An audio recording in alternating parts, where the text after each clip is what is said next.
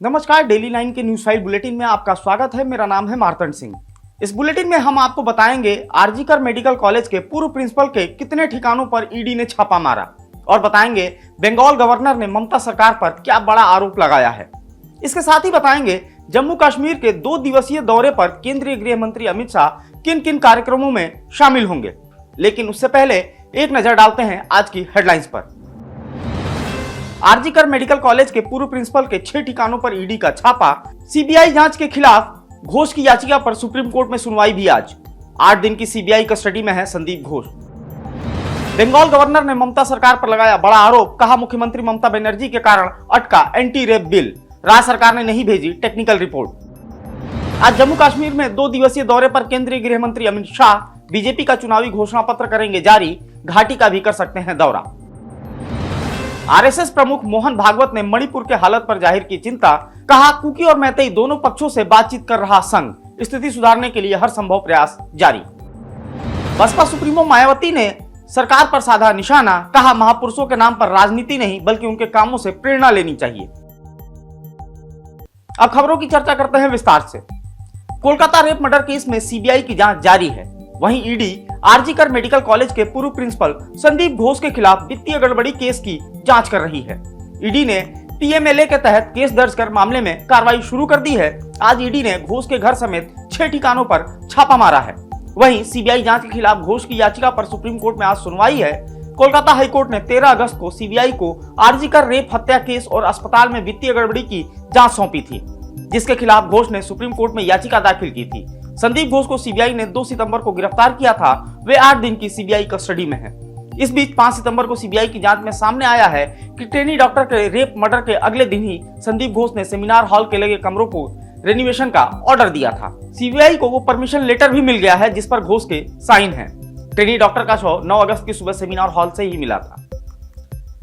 बात करते हैं अगली खबर की। पश्चिम बंगाल के गवर्नर आनंद बोस ने ममता सरकार पर बड़ा आरोप लगाया है। उन्होंने कहा कि अपराजिता बिल ममता सरकार के कारण पेंडिंग है। सरकार ने बिल के साथ टेक्निकल रिपोर्ट नहीं भेजी है, इसके बिना बिल को मंजूरी नहीं दी जा सकती। 5 सितंबर को राजभवन की ओर से जारी बयान में बताया गया कि ममता सरकार के इस रवैये से गवर्नर बोस नाराज हैं। बयान में कहा गया कि महिलाओं की सुरक्षा से जुड़े इस महत्वपूर्ण बिल को लेकर ममता सरकार ने कोई होमवर्क नहीं किया। राज्य सरकार पहले भी ऐसा करती आई है। 30 सितंबर को ममता सरकार ने पश्चिम बंगाल विधानसभा में एंटी रेप बिल पेश किया था, जिसे राज्यपाल की मंजूरी के लिए भेजा गया है। बढ़ते हैं अगली खबर की तरफ। केंद्रीय गृह मंत्री अमित शाह आज 2 दिवसीय जम्मू कश्मीर के दौरे पर हैं। वे आज जम्मू में बीजेपी का चुनावी घोषणा पत्र जारी करेंगे। वे आज कश्मीर घाटी का भी दौरा कर सकते हैं। वहीं पीएम मोदी भी जल्द जम्मू कश्मीर का दौरा कर सकते हैं। वे वहां 3 चुनावी रैलियों को संबोधित करेंगे। इनमें से 2 रैलियां जम्मू संभाग में और 1 कश्मीर में होगी। पीएम मोदी की एक रैली जम्मू के डोडा जिले में होने की संभावना भी है। जम्मू कश्मीर विधानसभा की 90 सीटों पर चुनाव हो रहे हैं। इनमें से 47 सीटें घाटी और 43 सीटें जम्मू संभाग में हैं। प्रदेश में पहले चरण में 18 सितंबर को मतदान होगा। वहीं 25 सितंबर को दूसरे और 1 अक्टूबर को तीसरे चरण में चुनाव होने हैं, जबकि नतीजे 8 अक्टूबर को आएंगे। अब बात करते हैं अगली खबर की। हिमाचल प्रदेश के शिमला में मस्जिद में हुए अवैध निर्माण को लेकर बीते कई दिनों से बवाल जारी है। गुरुवार को हिंदू संगठनों ने प्रदर्शन किया। वहीं सरकार ने भी माना है कि यहां पर अवैध निर्माण हुआ है। वहीं अब वक्फ बोर्ड ने भी इस बात की तस्दीक की है कि मस्जिद की ऊपरी मंजिलें अवैध हैं। शुक्रवार को आम दिनों की तरह शांति है, लेकिन पुलिस अब भी तैनात की गई है।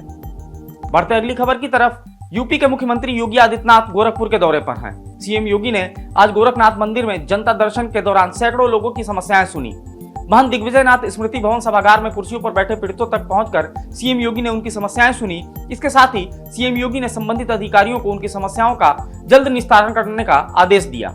सीएम योगी गोरखपुर में राजगिद्ध के संरक्षण, संवर्धन व प्रजनन के लिए जटायु संरक्षण एवं प्रजनन केंद्र का उद्घाटन भी करेंगे। बढ़ते हैं अगली खबर की तरफ। बहुजन समाज पार्टी की सुप्रीमो मायावती पिछले कई दिनों से सोशल मीडिया पर एक्टिव नजर आ रही हैं। वो लगातार केंद्र, राज्य और इंडिया गठबंधन पर निशाना साध रही हैं। इसके साथ ही देश भर में हो रही घटनाओं पर भी वो अपनी प्रतिक्रियाएं दे रही हैं। इस तरह वो एक बार फिर अपना वोट बैंक मजबूत करने की कोशिश कर रही हैं। आज फिर मायावती ने सोशल मीडिया प्लेटफॉर्म एक्स पर एक के बाद एक 3 पोस्ट किए। उन्होंने पोस्ट में लिखा कि महापुरुषों के नाम पर राजनीति नहीं करनी चाहिए बल्कि हम उनके कामों से प्रेरणा लेनी चाहिए। इसके साथ ही मायावती ने सरकार पर तंज कसते हुए लिखा कि किसी भी समुदाय व धर्म से जुड़े राजा महाराजाओं, संतों, गुरुओं व महापुरुषों के किसी भी मामले में नकारात्मक नहीं बल्कि सकारात्मक सोच रखनी चाहिए। इसकी आड़ में कोई भी राजनीति करना ठीक नहीं है। उन्होंने अपने दूसरे पोस्ट में लिखा कि इनकी मूर्तियों को लगाने और नाम रखने का भी इस्तेमाल सकारात्मक नजरिए से होना चाहिए, न कि इसकी आड़ में किसी तरह की नफरत और सियासी फायदा छिपा होना चाहिए। जो अब देखने के लिए मिल रहा है यह अति दुर्भाग्यपूर्ण है। बात करेंगे अगली खबर की। यूपी के बाराबंकी में गुरुवार देर रात एक दर्दनाक हादसा हो गया। यहाँ 2 कारों और ई रिक्शा की भिड़ंत हो गई। इस हादसे में 5 लोगों की मौत हो गई और 5 घायल हैं। उन्हें जिला अस्पताल में भर्ती कराया गया है। सभी की हालत नाजुक बताई जा रही है। वहीं हादसे की सूचना मिलते ही पुलिस मौके पर पहुंच गई और घायलों को अस्पताल पहुंचाया। हादसा लखनऊ महमूदाबाद रोड पर थाना बड्डूपुर के पास हुआ। जानकारी के मुताबिक पहले महमूदाबाद की ओर से आ रही ई रिक्शा की कार से टक्कर हो गई। कार बेकाबू होकर सड़क किनारे खाई में चली गई।